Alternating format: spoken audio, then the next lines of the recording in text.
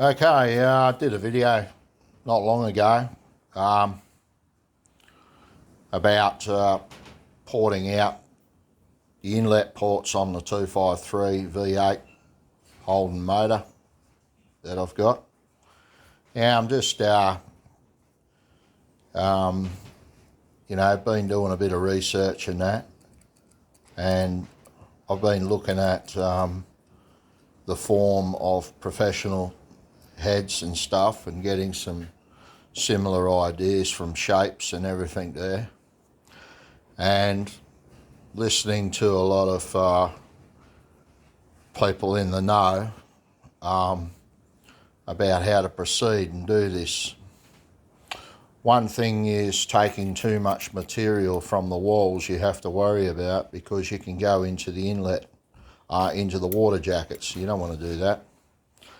And so you need to be sort of like feeling your way around and poking your probing tool and sort of getting an idea of thicknesses of spots and stuff in through any sort of like water jacket sort of spots, and having a feel before you go in with a tool.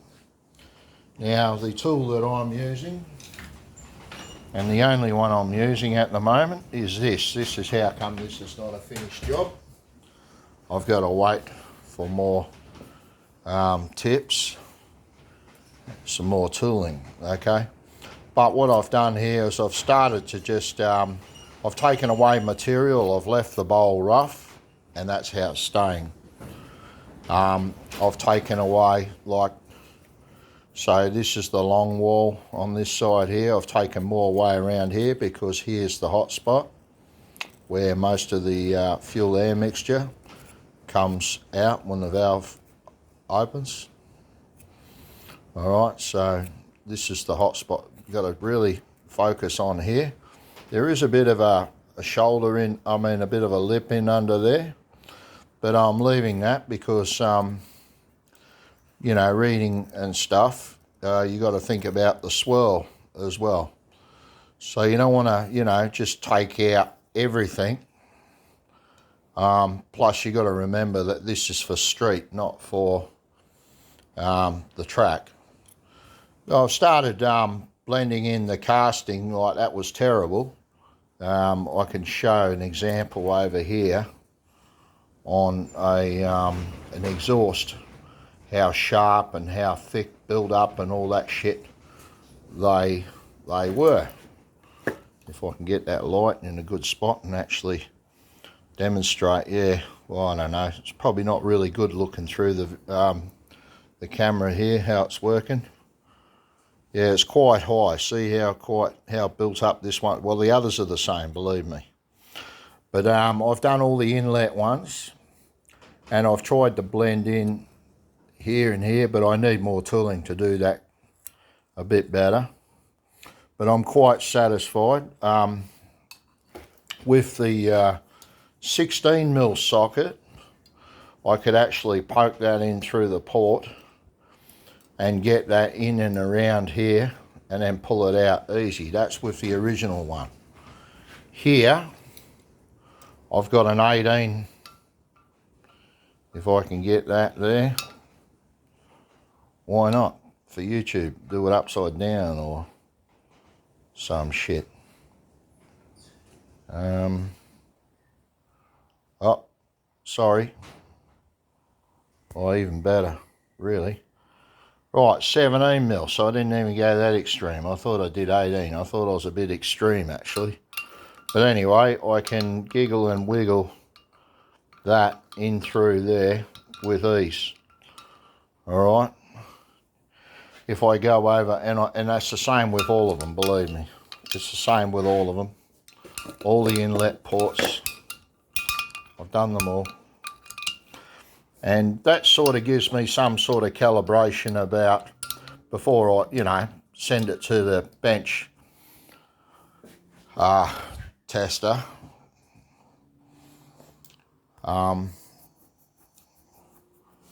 Because I'm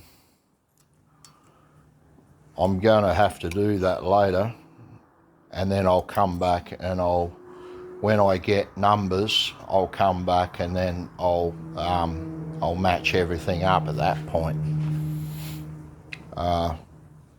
just to get a bit closer so they're all the same volume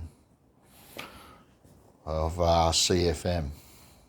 Okay, so this is it. Done the bowl, done around there. Haven't quite finished the blending yet. I don't think I'm going to bring these right up to a point. As I said, this is for a street, but it's a lot better having this nice smoothness coming up around here than just that hard straight, as it were. Hard straight, just straight up wall sort of thing around here, how they've done these. Now with the exhaust, oh yeah, so I think I mentioned that before in the inlet ports.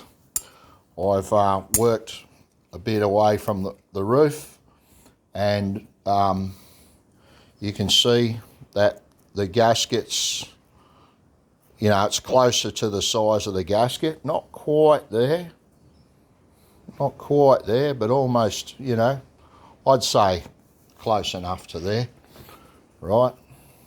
All those holes there, they are not bigger than the gasket, all right? And I've checked the 17mm socket also goes into my inlet manifold, which is good. Which does actually, let's go over there and have a look what's going on. So here we go, we're in the darkness. So I'll just flip that up a bit and I'll make a bit of a stand, and I'll grab my 18mm socket. Sorry, give you something to look at, I don't know. Dark in here. Alright, so my 17mm socket goes in there and wiggles. Now, if you look carefully at these ports, you see how they actually start off wide here and how they taper into that point there. So that's why I don't want to go. That's one reason. It's like it's trying to compress the volume of air through into that small bowl, making lots of pressure. When the valve opens, it darts it straight in. The piston, it once the fuel and air's mixed, the explosion, and that's why I'm not going to touch the exhaust much.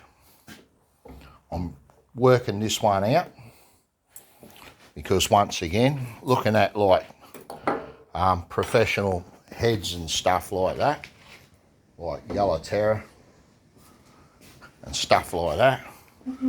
Right, if I can get this head around to the exhaust. Oh yeah, we're at the exhaust. Okay, there's my little pointer. Disorganised a bit. Okay, so here's the roof. The head is upside down. This is the roof. There's a bit of a lip here. I believe the idea is because your exhaust is hanging down, that would be to push the air in a downward direction. But I think Yellaterra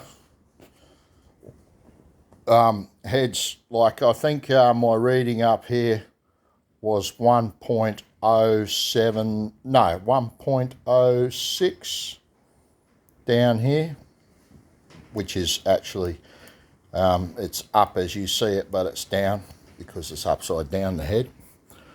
Okay, so down here is 1.06, 1.06, and up here is 1.07. 0.09. You know, we're talking about inches, right? So there's a difference between here and across here, 1.25 across here, up and down. So if I do come in and do anything here, I'm not going to touch the floor. I'm going to stay away from there. About halfway up the wall, I might give that a tickle and bring it out. I got to see a gasket first, and then bring the roof out a bit, and then it tapers back in. So it sort of it stays that shape where the bottom is smaller and the top is larger. I forget the name of that shape off my head, what they may call that, but it's not quite rectangle. It's larger on the roof, and it tapers in coming down to the floor here. So the side walls, I can work them, but that's if I do. But at bare minimum, which is what I'm thinking about doing, bare minimum here, that's what I'm going to try and do. I'll be looking at coming in through the port like this and just rounding off a bit of this this casting sort of stuff here. And that might be about it. Until I actually see, you can see it pretty vivid on this one, how the top comes out and it narrows down at the bottom there, the floor. Okay. And the same with this one. This is how they are. And with Yellaterra heads, racing heads though, it's very it stands out like dog's balls, you know. Here, it's not so captain obvious, but it is there. And I might have to worry about how much roof I take away because of this lip. So it might be just, I'm not real sure. I haven't looked into it. I've been too busy doing the research and actually doing the intake bowls and ports. So that's what's been going on there, folks. And I haven't hit no water jackets. I haven't got any cracks. I don't have to put no filler, no epoxy filler or nothing in these heads. I've been lucky. So that's it. I just winged it, all right? So, you know, would I recommend people do this? No, well, that's up to you. You know, I'm just looking at it like another set of heads or a repair job, you know, repair job or another set of heads. Another set of heads for this motor, $200. So, I mean, I'm having a bit of fun. I'm learning something, maybe. I'm either learning that I fucked up or I'm going to learn that I did a good job. So, either way, I'm taking a punt. Some people might go and blow $200 on a dinner down the pub or go to a casino and gamble it. I just have a different way of gambling $200, folks, you know. And, yeah, until it has gets on the flow bench, the flow test bench, then I won't really know where I'm at. And then, yeah, then I'll be looking at getting all these water jackets nice and cleaned as well. Also, what I've gone and done is I've taken down the casting machine marks on the outside. I've machined off the casting marks on the outside of the head just to, you know, make it look a bit cleaner all around. I've done that. So it'll, you know, when they get cleaned up, soda blasted and that, they'll be ready for paint. And I think I've got to put a flame torch over to get all stuff out of the metal, all the contaminants in the metal, like previous oil spills and what have you. That's soaked into the metal. They say use a flame torch or whatever, a MAP gas torch, and just go over it all before painting. So yeah, that'll be another part of the job. And then they'll be painted and put on the shelf for some time while the rest of the motor, well, there's a lot of work to be still done on these, all the new valves, I suppose, yeah, and everything else to go in, and then these will be finished, hopefully. All right, what a rant. Geez, I'm bloody good at that, aren't I?